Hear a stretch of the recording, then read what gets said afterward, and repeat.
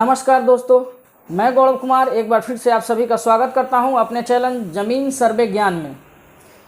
तो दोस्तों, आज हम आप लोगों के लिए लेकर के आए हैं, जैसा कि आपने थंबनेल में देखा होगा, कि केवाला को हम कैसे पढ़ते और समझते हैं। केवाला तो सभी लोग पढ़ लेते हैं, लेकिन उसकी कुछ बारीकियां होती हैं जो कि समझने के लिए होती है। तो आज हम आप लोगों के समक्ष वही लेकर आए हैं, एक प्रेजेंटेशन के माध्यम से आप लोगों को उसमें कौन कौन सी पॉइंट होती है वो सारी चीज़ें समझाएंगे। तो देर ना करते हुए चलिए वीडियो को स्टार्ट करते हैं, सीधा हम आपको अपने प्रेजेंटेशन पे ले चलते हैं। तो ये रहा हमारा केवाला। तो आप यहाँ पे हमारे केवाला में देख रहे होंगे, दूसरी तरफ हमारे पॉइंट्स में है। पहला पॉइंट है सीरियल नंबर। सीरियल नंबर क्या होता है। दूसरा है दस्तावेज संख्या। दस्तावेज संख्या क्या होता है। तीसरा है लेख्याकारी, मतलब लेख्याकारी किसे कहते हैं। चौथा पॉइंट है मेरा लेख्याधारी। तो लेख्याधारी क्या होता है, इसके बारे में आज हम आपको बताएंगे। तो सबसे पहला है सीरियल नंबर। तो दोस्तों, जब भी आप कोई केवाला कराते हैं तो उस केवाले के बाईं तरफ में जो नंबर होता है, जो कि यहाँ पे आप देख रहे हैं, यह जो नंबर है यह आपका हो गया सीरियल नंबर। चलिए दोस्तों, इसको हम आपको आसानी होने के लिए जूम करके दिखा देते हैं। ये जो आप देख रहे हैं यहाँ पे 2728 नंबर, ये नंबर आपका हो गया सीरियल नंबर। और किसी भी केवाले के दाहिने तरफ बुक नंबर के बगल में आप एक देखते होंगे डीड नंबर। तो दोस्तों, ये डीड नंबर क्या होता है, इसी को हम केवाला नंबर भी बोलते हैं, दस्तावेज संख्या भी बोलते हैं। तो ये हो गया जो 2707 आप यहाँ पर देख रहे हैं, यही आपका केवाला संख्या हो गया, या दस्तावेज संख्या आप इसको कह सकते हैं। इसके बाद दोस्तों आता है हमारा लेख्याकारी। अब दोस्तों, लेख्याकारी क्या होता है, तो हम लोग लेख्याकारी उसको कहते हैं जो रैयत अपना जमीन बिक्री करते हैं, जो रैयत अपना जमीन किसी दूसरे रैयत को बेचते हैं, उन्हें हम लेख्याकारी कहते हैं। जिनसे भी आप जमीन खरीद रहे होते हैं उनको लेख्याकारी कहते हैं। तो आप यहाँ देख सकते हैं, सबसे पहला नंबर केवाला के फर्स्ट नंबर में जो है, यहाँ पे लेख्याकारी में विक्रेता का नाम श्री बालेश्वर शाह, पिता स्वर्गीय गोविंद शाह, पेशा खेती, निवास स्थान दीनापट्टी, परगना नारेदीगर, थाना पिपरा, जिला सुपौल, इस तरह से। और दोस्तों, अभी का जो भी रजिस्ट्री हो रहा है उसमें आपको आधार संख्या बहुत ही मस्ट हो गया है कि आपका आधार नंबर भी केवाला पे होना जरूरी है, और आधार नंबर के साथ साथ मोबाइल नंबर भी दिया जाता है। तो दोस्तों, आप लोग समझ गए होंगे लेख्याकारी किसे कहते हैं। लेख्याकारी उसको कहते हैं जो जमीन आपको बिक्री करते हैं। दूसरा नंबर आता है हमारा दोस्तों लेख्याधारी। लेख्याधारी लेख्याधारी किसको कहते हैं, जो जमीन खरीदता है। जैसे मान लीजिए हम जमीन खरीद रहे हैं तो हम लेख्याधारी हो गए। यहाँ पे आप देख रहे हैं लेख्याधारी में कमल शाह, पिता स्वर्गीय राम किशुन शाह, इसमें भी उसी तरह से है। तो क्रेता और विक्रेता दोनों का मोबाइल नंबर और आधार नंबर अभी के रजिस्ट्री में एकदम लिखाना जरूरी हो गया है, जो कि आप यहाँ पे देख रहे हैं। तो ये हमारा था पहला पन्ना दस्तावेज का। अब हम चलते हैं अगले पेज में दोस्तों। तो अगला जो हमारा पेज है, जिसमें कि तीसरा नंबर आता है हमारा लेख का प्रकार। हमारा दस्तावेज किस प्रकार का है, मतलब दस्तावेज भी बहुत प्रकार के होते हैं। आप लोग समझते हैं कि दस्तावेज है तो केवाला, नहीं, केवाला में भी बहुत से प्रकार होते हैं। जैसे मान लीजिए केवाला में दानपत्र होते हैं, वसीयतनामा होता है, डीड होता है। अभी जैसे केवाला में मान लीजिए ये विक्रय पत्र हो गया, तो ये सारी चीज़ें भी होती हैं। तो सबसे इसमें जो है 3 नंबर कॉलम में केवाला में आपको बताया जाता है कि यह जो जमीन बिक्री किया गया है, या तो वो दान पत्र के माध्यम से है, या फिर केवाला है, या फिर किसी और अन्य कारण से है। या मान लीजिए महदानामा वगैरह बनाया जाता है तो उसमें लिखा रहेगा महदानामा। तो ये सारी चीज़ें होती हैं दोस्तों। हमारा 5वां नंबर कॉलम है संपत्ति का विवरण, जिसमें हमारे संपत्ति यानी जो हम खरीद रहे हैं उसका रकबा कितना है, सबसे पहले तो ये दर्शाया जाता है। जैसे इस केवाला में अभी दर्शाया गया है कि रकबा 2 कट्ठा है, यानी 11.64 डिसमिल है। तो ये तो हर जगह पे डिसमिल डिफरेंट करता है कि कितने हाथ का लग्गा है। और इसके आगे होता है मजमून। मजमून में जैसा कि हमने आपको पहले वाले वीडियो में ही बताया था, जो हमने वीडियो बनाया था कि केवाला कराने से पहले हमें किन किन बातों का ध्यान रखना चाहिए। तो अगर आपने अभी तक नहीं देखा है तो आप हमारे उस वाले वीडियो पर जा करके देख सकते हैं। तो ये जो होता है, इसमें हम विक्रेता के सारे जो दस्तावेज होते हैं उसका जिक्र करते हैं कि उसको यह ज़मीन कहाँ से प्राप्त है। फिर से उसका विक्रेता का जमाबंदी का जिक्र करते हैं। उसके नीचे आपको भूमि का प्रकार रहता है कि यह जो भूमि आप ले रहे हैं यह आवासीय है कि कृषि है, कृषि के लिए मतलब धनहर है, भीट है। तो इस सब चीज़ों की जानकारी इसमें भूमि का वर्ग में दिया रहता है।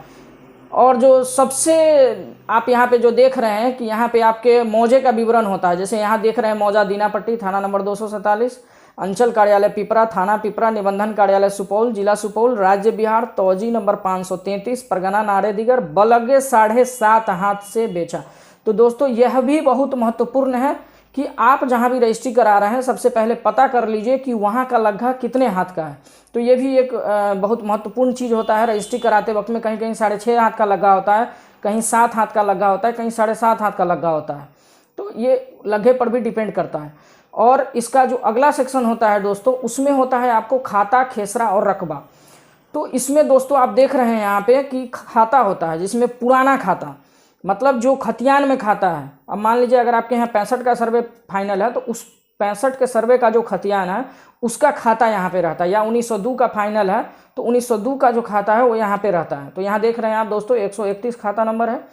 पुराना खेसरा 1618, यानी कि पुराना खेसरा जो कि आपका 65 का सर्वे या 1902 जो भी फाइनल है उसका जो पुराना खेसरा होता है वो आपको यहाँ पे लिखना रहता है। देख रहे हैं यहाँ पे 1618। अब है रकबा का कॉलम आता है, जिसमें कि रकबा लिखा जाता है कि आपने कितना रकबा रजिस्ट्री कराया। उसके बाद का जो कॉलम होता है दोस्तों वो है चौहद्दी का। आप यहाँ देख रहे हैं उत्तर, दक्षिण, पूर्व, पश्चिम।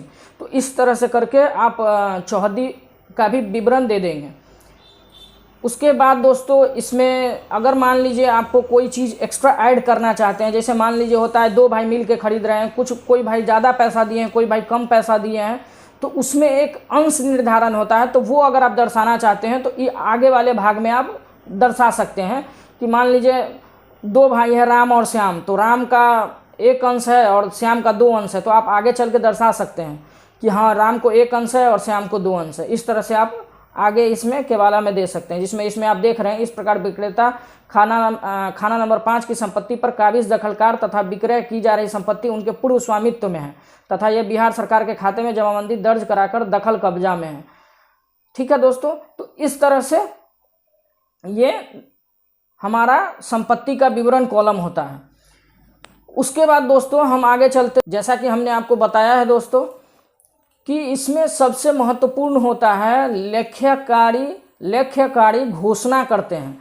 अब इसको एक बार आप जरूर पढ़ लीजिएगा। यहाँ उक्त जमीन भू हदबंदी से मुक्त है, भूदान, लाल कार्ड, गरमजरुआ, आम खास से संबंधित नहीं है। इस पर भी इस सब के लिए आपको सबसे ज़रूरी है कि आप एक बार उस वीडियो को अवश्य देखें जो हमने पहले ही बनाया है कि ज़मीन केवाला कराने से पहले हमें किन किन बातों को ध्यान रखना चाहिए। तो ये आप अगर अभी तक नहीं देखे हैं तो इसको हमारे चैनल से जाकर देख सकते हैं और हमारे एंड स्क्रीन पे भी इसको दिखाया जाएगा। बिक्री की गई जमीन सरकारी भू बंदोबस्ती से संबंधित नहीं है। इस जमीन के हस्तांतरण पर न्यायालय द्वारा रोक नहीं है। जमीन के हस्तांतरण पर सरकारी अनुमति की आवश्यकता नहीं है। जमीन धार्मिक एवं न्यास बोर्ड की नहीं है। तो ये तो हो गया दोस्तों आपको कि क्या लेख्यकारी घोषणा करते हैं। जो जमीन बेच रहे हैं वो आपको घोषणा करते हैं दोस्तों कि यह जो जमीन है किसी भी तरह से सरकारी प्रॉपर्टी नहीं है। और अब जो फाइनल बात जो हम ये है आपका नजरी नक्शा। जो भी प्लॉट आप खरीद रहे हैं, जो भी खेसरा खरीद रहे हैं, उस खेसरे में आपका पोजीशन क्या है, उस पोजीशन को दर्शाता है हमारा नजरी नक्शा। तो आप यहाँ देख रहे हैं कि हमने 1618 खेसरा रजिस्ट्री कराया, तो 1618 खेसरा के किस भाग में हमारा रजिस्ट्री है जिसको कि दर्शाता है हमारा नजरी नक्शा। आप यहाँ देख रहे हैं दिया गया है उत्तर 200 मीटर, पश्चिम 200 मीटर, पूर्व 200 मीटर। तो यहाँ आप जो लाल घेरे में ये जो देख रहे हैं ये हमारा ज़मीन हम रजिस्ट्री करा रहे हैं। तो सबसे बड़ी बात है दोस्तों, नजरी नक्शा अब आपको बना करके देना है। मान लीजिए इसमें रोड नहीं है, अगर यहाँ रोड रहता तो उसका भी जिक्र रहता जैसा कि बताया गया है। अब यहाँ देखिए लेख्याकारी और लेख्याधारी दोनों का साइन होता है इस पर। तो आप अपने जब भी रजिस्ट्री कराएं तो अपने अमीन द्वारा ज़मीन की पैमाइश होने के बाद उसका नजरी नक्शा ज़रूर तैयार करवाएं। और नजरी नक्शा का प्रारूप यही है, जैसे उसमें सबसे पहले हो जाएगा आपका मौजा लिखा रहेगा दीनापट्टी, थाना नंबर 247, अंचल पिपरा। उसके बाद आपका जो प्लॉट का नक्शा है वो बना दिया जाता है। तो दोस्तों हमें लगता है कि केवाला आप अब अच्छी तरह से समझ गए होंगे, पढ़ लिए होंगे, और अब हमें नहीं लगता कि आपको किसी से भी पूछने की ज़रूरत पड़ेगी कि हाँ हमें थोड़ा समझा दिया जाए। तो दोस्तों अगर आपको वीडियो अच्छा लगता है तो लाइक करें, सब्सक्राइब करें, कमेंट करें और बेल नोटिफिकेशन को दबा करके हमारे जो भी आने वाले वीडियो हैं उसको आप सुने। तब तक के लिए धन्यवाद।